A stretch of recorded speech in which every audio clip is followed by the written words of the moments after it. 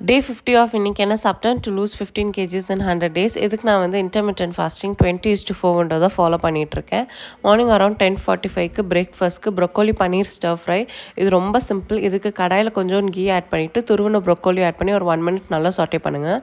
அது நல்லா குக் பண்ணுறதுக்கு கொஞ்சோண்டு தண்ணி தெளித்து விடுங்க. அது நல்லா குக் ஆனதுமே க்யூபாக கட் பண்ணியிருக்கிற பன்னீர் ஆட் பண்ணிட்டு அது 1 minute நல்லா சாட்டே பண்ணுங்கள். கடைசியாக இறக்கும் போது salt and chilli flakes add பண்ணிவிட்டு இன்னொரு 30 seconds மட்டும் சாட்டே பண்ணி இறக்கிக்கோங்க. செம்ம டேஸ்ட்டாக இருக்கும். கண்டிப்பாக ட்ரை பண்ணி பாருங்கள்.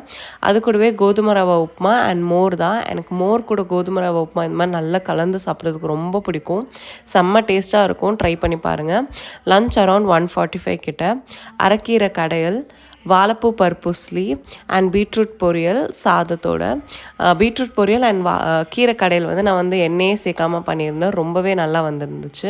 நிறைய பேர் நீங்கள் இவ்வளோ குவான்டிட்டி தான் சாப்பிடுவீங்களா, எக்ஸ்ட்ரா போட்டுக்க மாட்டிங்களான்னு கேட்குறீங்க. ரொம்ப ரேராக ரைஸ் வந்து மீதம் ஆகிடுச்சு அப்படிங்கிறப்ப நான் கொஞ்சோண்டு எக்ஸ்ட்ரா ரைஸ் ஆட் பண்ணி சாப்பிடுவேன். பொரியல்லாம் இந்த குவான்டிட்டி தான் இருக்கும். அதே மாதிரி பொரியலுமே வீட்டில் இன்னுமே நான் ஜாஸ்தி பண்ணிட்டேன்னா இன்னும் கொஞ்சம் போட்டுப்பேன். அண்ட் இன்றைக்கான ஃபிசிக்கல் ஆக்டிவிட்டி வந்து வாக்கிங் அரௌண்ட் 13 steps.